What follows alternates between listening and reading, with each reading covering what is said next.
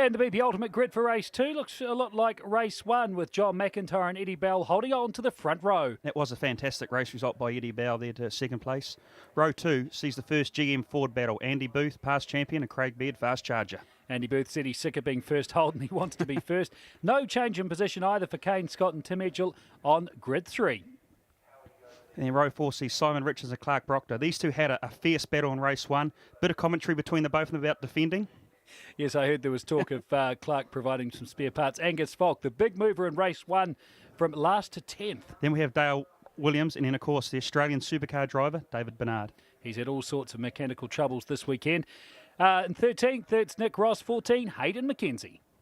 Then followed up by Darren Henderson and Andrew Anderson. Andrew will be a hard charger in this one, expecting big things from him. All sorts of dramas for him yesterday in qualifying. John Hepburn and Alan McCarrison on row 18, 17.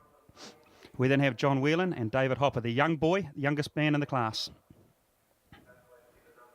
Christina Ross, she's still getting used to the big car after driving the Toyota Racing Series, and John Penny in 22nd. John Penny had a flat tyre there. Then we have Paul Manuel, of course, another hard charger, past champion, new boy Matt Lockwood. Yes, fuel pressure problems for Manuel, crash for Lockwood, and Dave Stewart rounding out the grid in the Commodore. Well, there he sits in pit lane in the second spot. It's Johnny McIntyre. He was on pole. He didn't make it to the grid on time, so he'll start from pit lane. That's a huge hit for the guy that wanted to get his championship back. Meanwhile, the rest of the field is going to make the most of the blunder from the McIntyre team as they come over. Here's the rolling start. 12 laps of full-out fury on Pukekohe. 70 k's an hour. They're getting ready to pounce. They're green and they go. Straight away, Andy Booth is right on the bumper as they hit turn 1. Big move from Craig Beard, but he hasn't been able to make it stick. No, look, Craig was aggressive. He kind of was trying to judge what Eddie Bell done. Obviously, the marbles we thought didn't play effect there, Jocelyn, but it seems to me, looking at the middle of the pack there, these guys learnt nothing from race 2 from the first round last year. They almost put themselves in exactly the same situation. Guys, thinking about what you're doing. Get the impression here that Andy Booth has smelt blood. He's no Johnny McIntyre to set the pace. I think he thinks this is his big opportunity. Let's see how he goes on the hairpin. Angus Falk, look at that, right around the outside, well rehearsed. Clark Proctor has to execute the move on Jason Richards as soon as he can. We saw these two get tied up in the first race.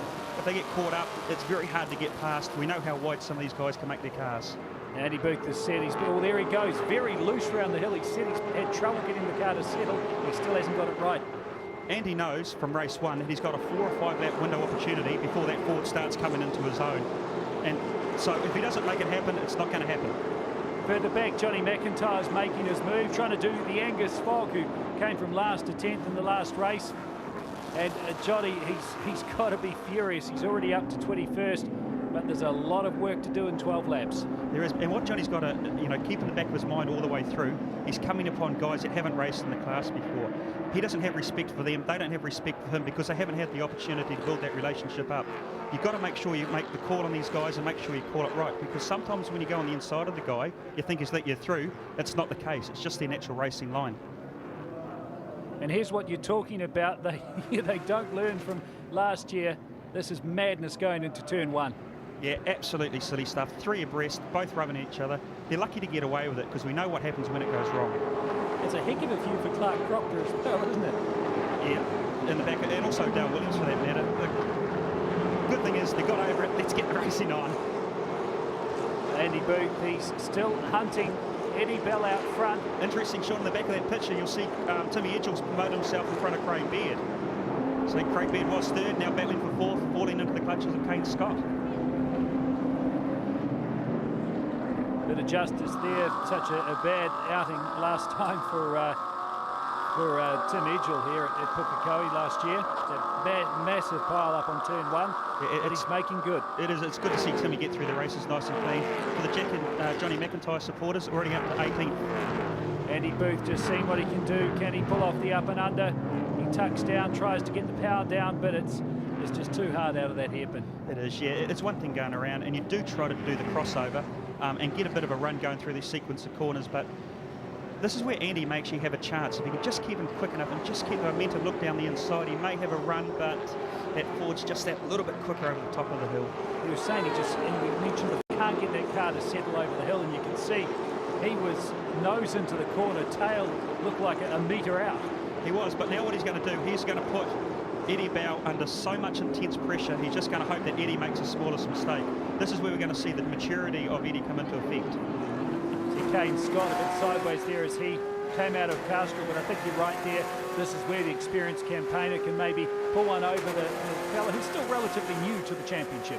Yes, only a second year, and he's doing a fantastic job. Looking at the back of Kane Scott's car now, the draft. See the front of the car flapping around? Certainly not ideal by any stretch of the imagination. And Booth's nose is right there. He's, I think, going to try and force the mistake. Dale Williams goes under Nick Ross there, and just beautiful, just holds it right. You've really got to time that power perfectly, don't you? Oh, you do, because sometimes you're actually better off dropping back 1 or 2 car lengths if you can afford that from the car behind, and just get nice clean air over that series of quarters over the top of the hill and try to get a flyer and take advantage coming down to turn 1. Oh, Andy Booth is right on the ragged edge. He's riding this Commodore for all it's worth as he chases Eddie Bell out front. Now the interesting thing here is if Eddie Bell and Andy Booth keep battling with each other, Timmy Edgell's lurking. Timmy Edgell's closing in, maybe 2 or 3 tenths a second a lap, but he will become a part of this battle very shortly. It'll then become a 3-way battle for the lead. And Johnny McIntyre up to 15th already, and I don't know, I suppose at least he's getting some good practice. There goes that shutter again on Eddie Bell's Falcon, but some good practice. Johnny McIntyre for the first grid race, I guess, which is the 3rd race of the day. Of course, yes, but one thing Johnny is going to start hitting now is he's getting in the Gagor traffic, which are very similar car speeds to himself. The first dozen or so cars he picked off, they may be a second and a half slower than him. Now everybody else is within that second gap, so his progress may be somewhat heated from here forward.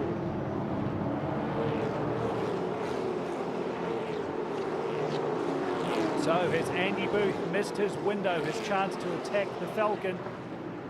Well, Kane Scott very wide. That's how committed these guys are. We're only on lap 6, okay, but depending what kind of setup they have, some of these guys may have setups where they're very quick initially in part of the race, fade back. The other ones will be a little bit slow, a little bit conservative to begin with. Then the car and the race will start coming back to them for the last half, last quarter. They're hitting those curves so aggressively in that turn 2 through 4 complex. It's incredible. I think that actually knocked out the camera for a while on Kane Scott's car. What is... You hear that misfiring, that pop noise when the car's going on the outside? That's the car hitting the rev limiter. That is the maximum speed these cars are allowed. That means Kane is getting the perfect drive coming onto the back straight and utilising everything he's got.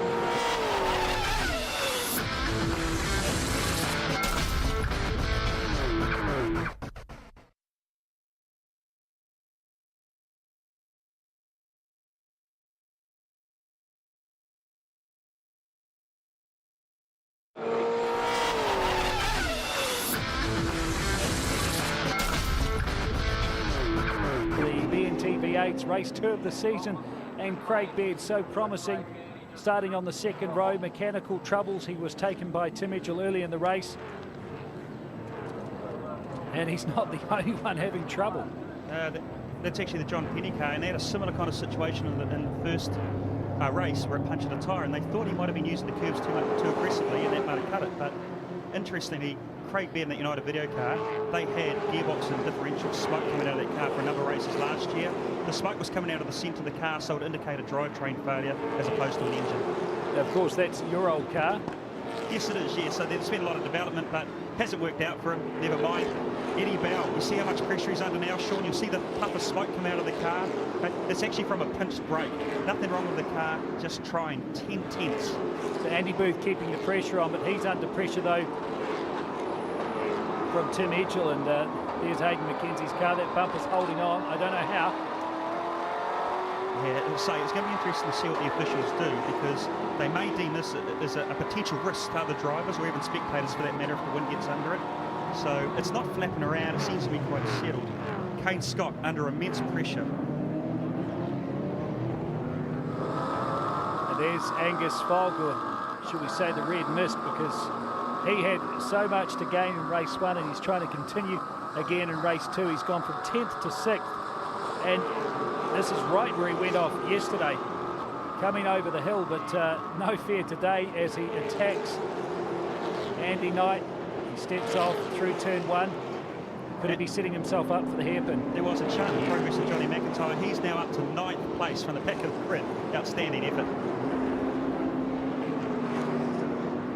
Interestingly, Eddie Bow, Andy Booth and Tim Edgell circulating first, second and third. Only 1/10 of a second is separating their lap times, lap after lap. So McIntyre dispatching Andrew Anderson as he charges back. He started effectively second to last, and that really is incredible. In 10 laps, he's up about 13 places. Yeah, so one thing they're going to do with that bed car, they're going to have to keep things circulating at all costs, because you cannot afford to have a DNF in one of these races, because if you do, you actually start at the very back of the grid for the reverse grid race. So if he can get back on, cross the line, he's on pole. Yeah, quite possibly. He'll be up there somewhere anyway, so they're just going to keep that car circulating without it retiring. This is a guy who's used to being at the other end of the field. This can't be good for him to take. And Andy Knight takes the Brave Bulls in turn 1, tries it on Kane Scott, crossed right up, doesn't make it stick, but these guys aren't letting up.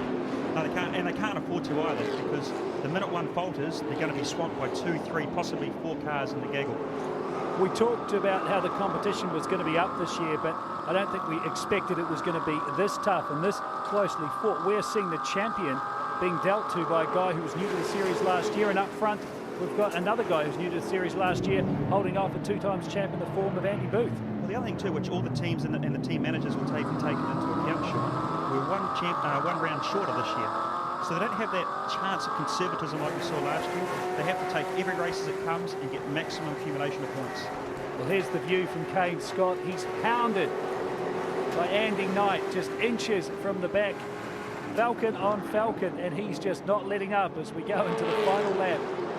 Second to last lap, in fact. You can't actually help but think that the beneficiary from these 2 battles is going to be Angus Fogg. I just have this feeling he's going to pop out in front of both these guys in a lap or so. 3 cars bumper to bumper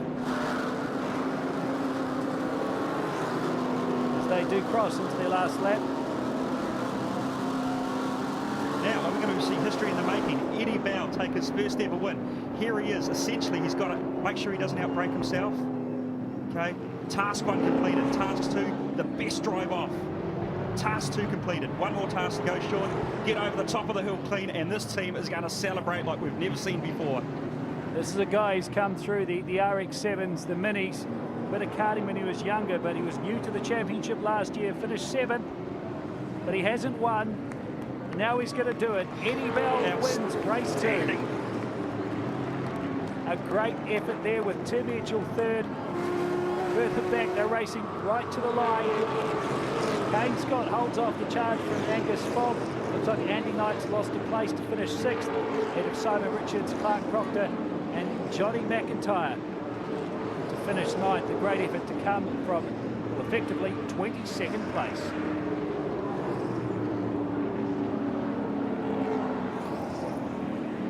What a race, what a result from the start when Johnny Mac didn't make the grid. He was on pole, he ended up starting from the back.